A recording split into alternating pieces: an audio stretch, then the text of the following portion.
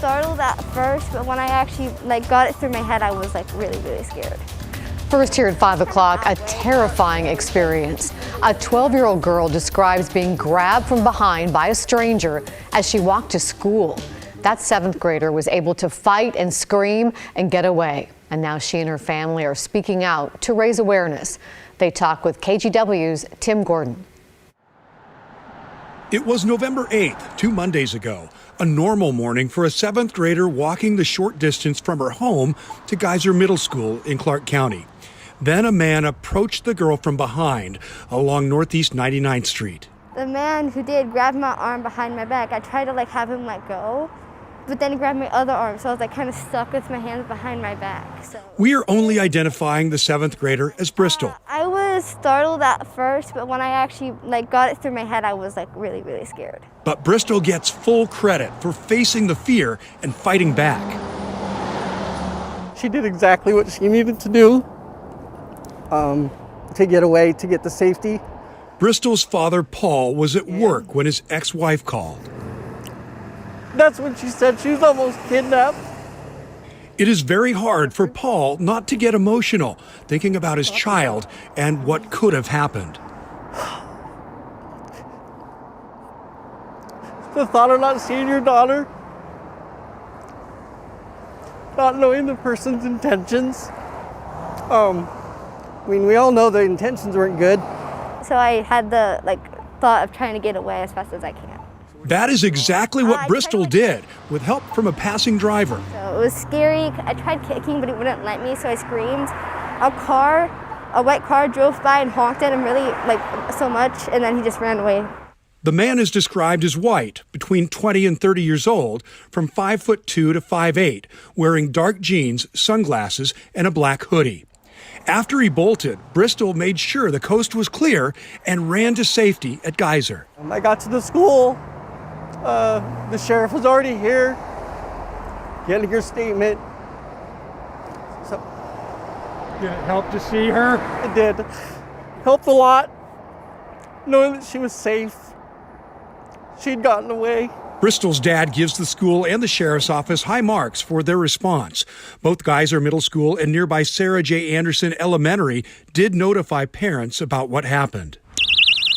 And now the 7th grader has a new loud tool attached to her backpack, just in case, to go with the good sense that she can share with other kids should they experience stranger danger. If they do grab one arm, try to kick him away as fast as you can.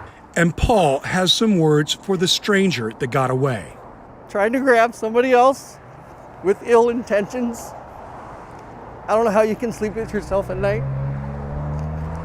This is a little girl that has a life in front of her. And finally, some advice for other parents. Hold your kids. Teach them there is good people in this world, but the bad ones do exist. In Clark County, Tim Gordon, KGW News. Wow, good job, Bristol. We're so glad you're okay, and good advice from her and her dad. School psychologists in 2 of Oregon's largest school districts tell us they're seeing more fights and violent outbursts from students. We're talking about incidents like this, a fight among students recorded at a middle school in the Salem-Keizer Public School District. The problem is not isolated to one school or district. Teachers and counselors are seeing it at many schools across the state. We're definitely seeing a lot of that just extreme, aggressive behavior. And it's not just the young kids, it's, middle school, high school. I'm seeing a huge increase in social emotional needs. Educators argue schools need more money to hire counselors and social workers. Teachers also say they need more time and supports to deal with the emotional needs of students still coping with the effects of the pandemic. The problem of fights in schools has forced Reynolds Middle School to go back into remote learning. That'll be in effect until December 7th. Some parents say they're frustrated things are going back to remote learning. It sucks. We just going back to school with them, and now we got to go right back. I head home. Sorry. They're not really learning anything because they don't have enough time to learn anything. Students are off today and tomorrow, so teachers can prepare for remote learning that starts on Monday. Meantime, the effort continues to vaccinate Oregon kids against COVID, and now the Thorns and Timbers are getting involved. Providence Health is teaming up with them for a vaccination clinic at Providence Park today. It goes until 8 o'clock this evening, and walk-ins are welcome. Kids ages 5 through 11 are now eligible for the vaccine. As far as how things are going, the latest Oregon Health Authority data shows so far close to 12% of kids 5 to 11 have one dose of the vaccine. It's a number that's increasing as things ramp up. Alma McCarty has a look at where kids are getting their shots.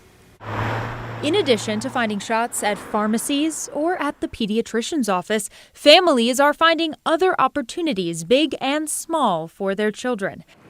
A full-service, state-run clinic in Washington County opened last week, providing a spectrum of shots for everyone in the family. OHA plans to hold similar clinics, areas like Gresham, Wilsonville, and Almsville named as possible locations. On a smaller scale, expect more vaccination opportunities like this one in Beaverton. Okay, here we go. 1, 2, 3. On Wednesday night, kids 5 to 11 at MVP Dance Elite could get their first dose, while older students and parents could get boosters. Kids are so excited to get shots. A lot of them have older siblings that got shots, so they want one also. Dr. Maureen Mays says she's extending her outreach beyond this one studio to other after-school spots to help families fit the vaccine into their busy schedules. Kids feel comfortable here. They see their friends getting shots. They don't have to wait in line for hours and hours and hours in the car. All those things that just are huge blocks into getting shots in kids' arms. I was excited to have our whole family vaccinated for us and for others, but I was also a concerned parent. Kirsten Killingstad says she took her vaccine questions to her son's pediatrician, alleviating her nerves. She then brought him here to a place he knows well. Filled with people we know, a place that's comfortable, and although there's doctors here in white coats administering the shots, it's not hospital-y or doctor-y. It's a more of a comfort kind of a feel, I guess I would say. That was Alma McCarty reporting. We have new information this evening surrounding a police chase that left an Oregon State trooper in critical condition. This was last week on Highway 30 near St. Helens. Police say 2 troopers had parked their car and were setting up a spike strip when the suspect rammed it at high speed. That sent the car flying toward the troopers. One of them was able to get out of the way in time, but the other, Trooper John Jeffries, was badly hurt in the collision. The suspect, 53-year-old John Thralls, was arrested. This all started with the reported domestic violence, assault, and robbery in Cowlitz County. Tonight, community leaders are weighing in on the amended budget passed by Portland City Council. City commissioners decided to spend millions in extra tax revenue on the homeless and public safety. Part of the public safety plan calls for hiring 100 unarmed public safety specialists and 200 new police officers over the next several years. Millions will also be funneled into homeless services, and this means more shelter beds and outreach workers, among other things. We spoke to the executive director of the Lan Su Chinese Garden in Old Town. Elizabeth Nye says the garden has been a magnet for crime as of late, and she can't help but point to people living on the streets. She's grateful money is finally being spent to improve the neighborhood. I think that, that is great. Our challenge really is, and this is, the opportunity and the challenge for all of our elected officials and all of us to make sure that this money is spent quickly and efficiently and effectively. Nye says it comes down to leadership, oversight, accountability, and drive. She says the last thing city commissioners should do right now is sit back because the need is urgent and immediate. Homelessness, of course, is not just an issue in Portland. An organization in Tigard providing temporary housing for struggling families is seeing an increased need. Brian Clerkley is here to tell us about Family Promise. Brian? Hey, Laurel, in the last year, the Family Promise program has quadrupled. Last year at this time, they had about 130 requests for shelter, and this year they've had over 500. The executive director expects requests to continue increasing. Family Promise currently has 37 rooms at a Tigard motel filled with clients that were previously houseless. The organization also provides healthy foods and resources for permanent housing. Executive Director Rose Money says a lack of affordable housing, job losses from the pandemic, and evictions are some of the main causes of homelessness. Melissa Yurton lived in the motel for about 2 months. She was previously homeless with her 3 kids. The organization helped the family find permanent housing. If it wasn't for them to help me get into a place, especially with the barriers that I have no idea where I would be. I'd probably be couch surfing. There is a waiting list to get into housing with Family Promise. The executive director says there's currently over 120 people that are on that list.